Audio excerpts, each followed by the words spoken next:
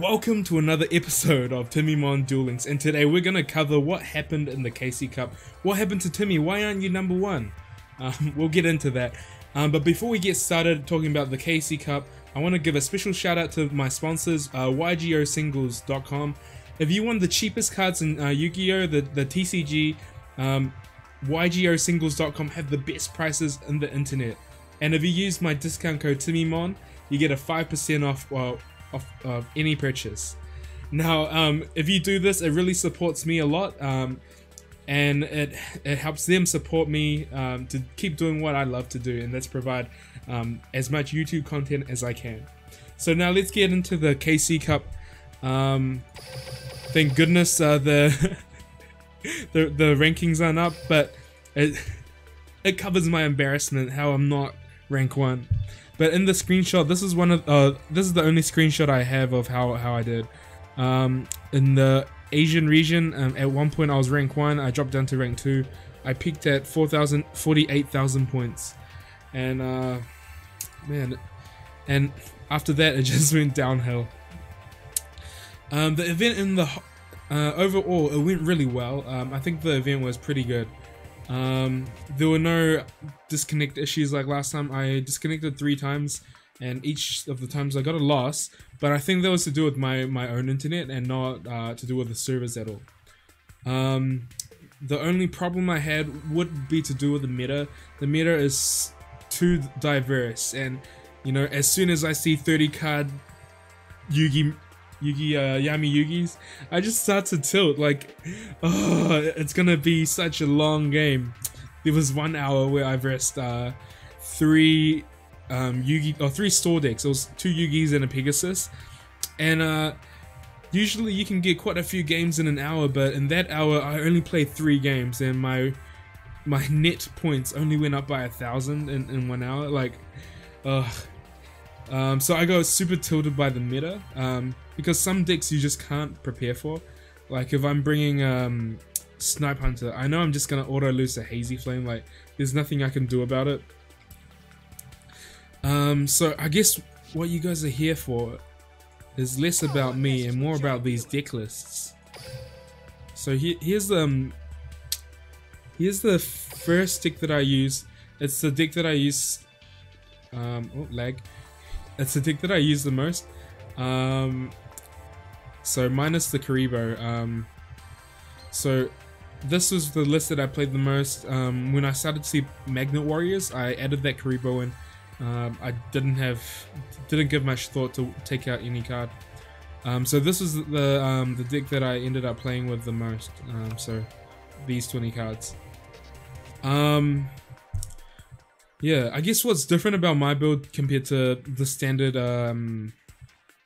build of Red Eye Zombies is that I play Last Gamble. Other players, they play the field spell Wastelands with Bones. But I decided to go with the Last Gamble because my strategy is actually to thin my deck out, Last Gamble, and draw into Econs and Storms. So we have Gazuki, we have Insight, and we have Samurai Skull. So that's 3, 6, 8 cards that thin your deck. So you're gonna start with one of these pretty much every game.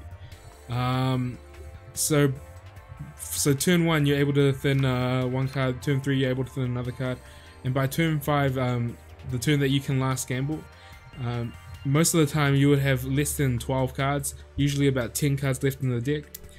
And if you have 10 cards left in the deck, and these are the cards that you want to see, Storm, Wall of Disruption, and Econ, you're probably gonna see one of them. So a lot of the times, sometimes I would, if I'm in a losing position against some bad matchups like Gladiator Beast or whatever, I would just Last Gamble for card advantage. It's not even Last Gamble for OTK, it's just card advantage. Because I know these decks, they don't do any direct damage, so as long as you don't get hit by anything, you're gonna survive. And all of these can last you quite a long time against certain matchups. Not Gladiator Beast, because they don't care about, they just care about hitting with their guy. They don't care about taking damage too often. But yeah, this is the deck that I play with the most. I think Last Gamble is superior to the field spell, and the only with the field spell, you don't have the option to just last gamble for card advantage. So people they think last gamble is such a Seki card. It's Seki if you roll a 6, but if you roll a 3, you're +1. So it's like a you get to get rid of your crappy insights and just draw a card. So at 2 it's even, at 3 it's becomes worth it. So if you roll a 6, okay, you're gonna win. But even if you roll a 3, which is highly likely and above, you're going plus. So that's why I love last gamble. Yeah. So this is the deck that I play the most. I think this is the only deck that needs some explanation. It plays a little bit differently. You tend to try to be more conservative with your Gazukis, just because you can discard this and another card, and then you have a chance to draw into another zombie. If that happens, you can use Gazuki's effect,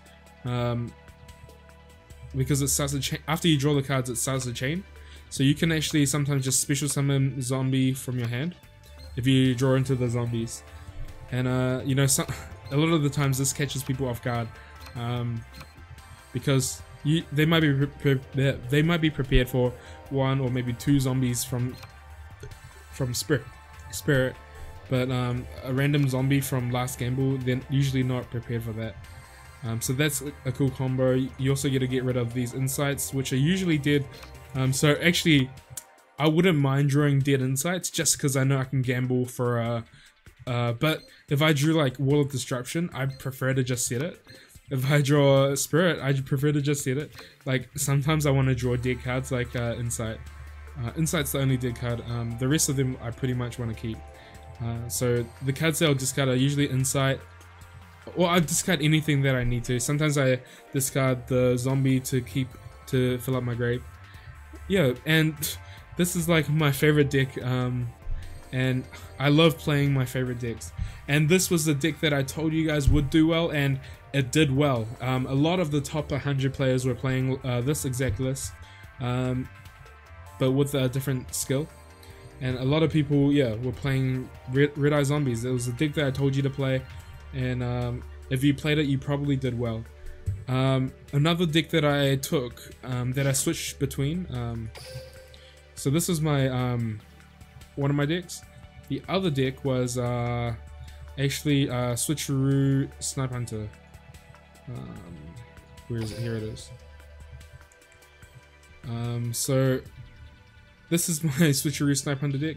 So the staple cards were just this, and the other cards that I put in were combinations of these cards, depending on what matchups I saw. Sometimes I had a Chalice in here, sometimes I had a Super Rush, most of the times I had something like this. Something like this was something I played a lot of the way. The reason I chose this deck is it's really easy against the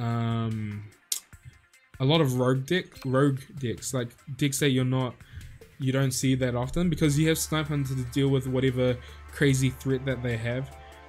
It's pretty decent. So like when Magnets came, I played more Spear Cerebros just because I can switch their dudes to defense, and then yeah, so against Magnets the deck list changes quite a bit. Yeah, I can't remember what I played against Magnets, but anyway, yeah, so this deck has a really good matchup against Gladiator Beast, has a decent matchup against Red Eye Zombies. It's not very good against Cyber Angels, but the list that I played with Wall of D's and Floodgates made the Cyber Angel matchup pretty decent, a lot better than it was. It's auto lose against Hazy Flame, so when I started to see a lot of Hazy Flame, I switched over to Red Eyes.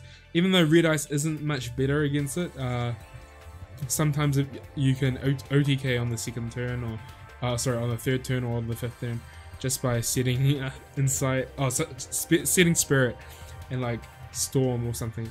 And yeah, so I just felt like I had a better chance with Red Eyes, whereas this, I have to draw a Floodgate or Wall of D, and they have to misplay into me. So yeah, so I wasn't confident in this deck, but yeah, so these were the two decks I switched around with, and I sort of just played for fun. When I was bored of one deck, I'll just switch to the other one. I know that's not that good. If I was trying to go for first place, I should be playing for the meta, not for fun. But yeah, so I played this deck quite a bit as well. Yeah, during the KC Cup, I wasn't able to play the entire tournament. I was able to play a lot of it, but you know, I had stuff like work. My mum came over to visit.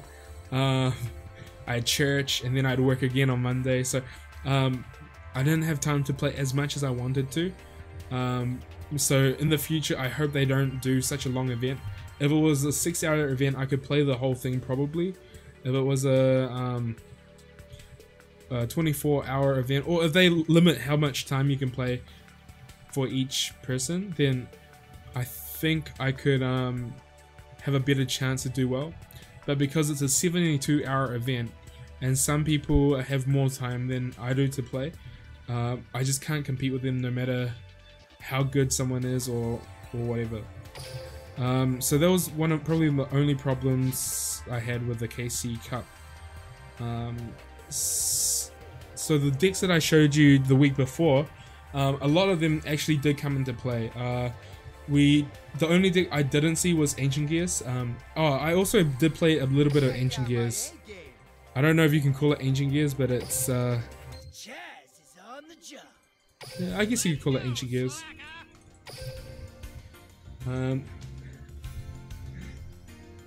Lag. Can you call this Ancient Gears? It's kind of Ancient Gears. I played this for a little bit. Shout out to Taichi. He's a team member of mine in Bricks and Potatoes. He gave me a similar list from Japanese players, and I played a little bit of this just for fun. At that point, I had already dropped too far that I couldn't catch up, and I was just testing different decks for fun. So this deck was actually pretty decent.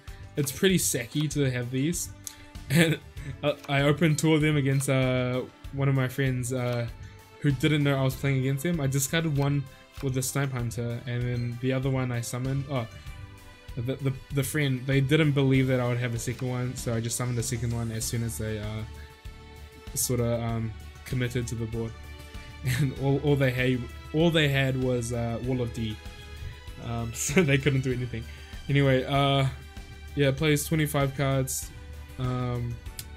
It's sort of similar to, it pretty much is just like the Switcheroo Snipe Hunter deck, except you add like Ancient Gear Golems, and I guess you play more cards.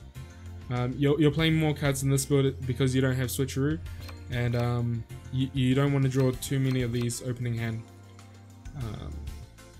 Yeah, so that's the only theory behind it. Yeah. Okay, yeah, so back to the decks that I told you about. Ancient Gears, they weren't anywhere to be seen, and the reason was because of how the meta shaped up. If you were playing in the mid tier or the high tier, you would have seen a lot of Destiny Draw Burn stall decks, or Pegasus, or even Chaz. They had a different burn stall deck types.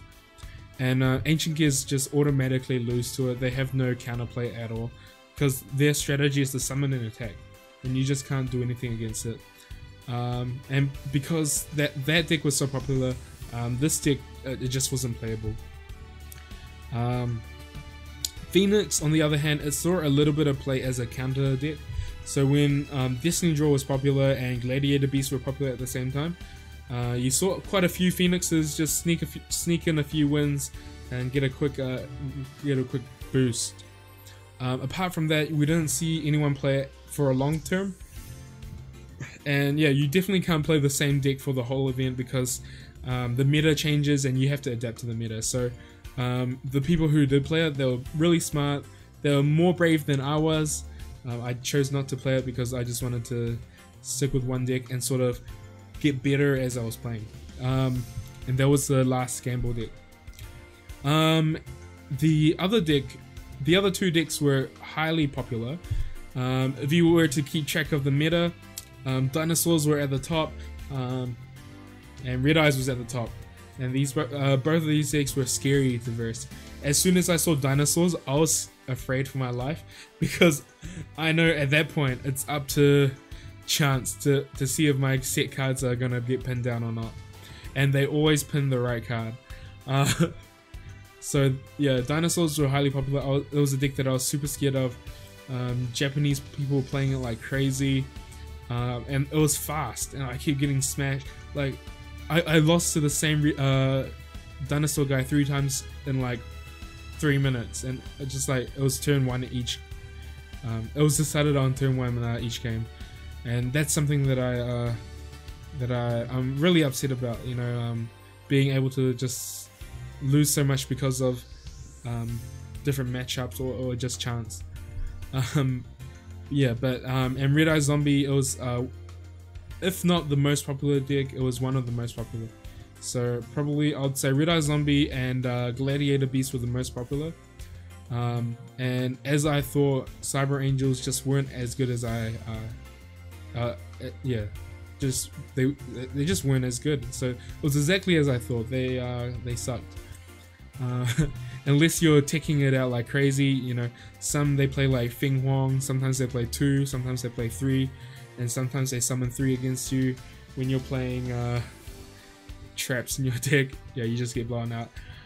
So yeah, anyway, yeah, up in the top meta, there was crazy meta game shifts, and by the end of it, people had stopped playing Gladiator Beasts and Red Eyes and started playing Magnet Warriors, just because you can play grass. The grass is greener, and you can just mill so many cards and just get lucky. And it also had a decent grind game as well. They had their own version of the Storm plus Spirit play. They have the trap that brings back level 4s, makes them level 5s. So they had their own version of that play, and yeah, it was powerful. A 3,500 monsters hard to deal with. A 2,800 monster that halves your attack, hard to deal with. So that's a deck that I believed in. I did a video on it a while back, but now they have Grass is Greener, and they have a lot of new cards for that deck. And the way that people are playing it, a lot different to Restart. They're playing, some are playing Last Gamble, some are playing with Bonds, the same field spell. Yeah, so that deck was pretty popular. So yeah, after that KC Cup, I'm motivated to play more. I hope they change how the tournaments are run. I really like the Clash Royale system where you're locked into one deck, and then you can just sort of play until you lose 3 times, or like different systems. Like I quite like the TCG Swiss system. So you're locked into the same deck. You have to play a lot of people so that your deck had to beat not just some of the popular decks at the time, but it had to beat like a whole pool of people without losing, if that makes sense. So stuff like Burn wouldn't work, because if some people would play spell and trap removal, your deck's done. So anyway, that was my my KC Cup thoughts. I'm gonna finish this video with 5 replays. I think 4 of them were against Burn or Stall, and then the other one, I can't remember. But yeah, make sure you check those replays out. Stick around, look at those replays. Yes, special thanks to Bricks and Potatoes, all my friends that helped me test for this event. I love them so much. I love you guys. And there was supposed to be a hug, not like a anyway. So yeah, I think that's it from me. Now post down below if you had a good time in the KC Cup. Let me know how you did. Let me know if you played me. My name was Sperm Whale. Sperm Whale? It's a type of whale. So if you played me, post down below. If you beat me, if you didn't, if you lost me, post down below as well. let me know how you guys all did in the Casey Cup down below. If I helped you, if there's something that you want from me before the next Casey Cup, let me know so I can bring that to you. Anyway, make sure you smash the like button down below. You check out the next video coming tomorrow. Anyway, peace out, guys. See ya.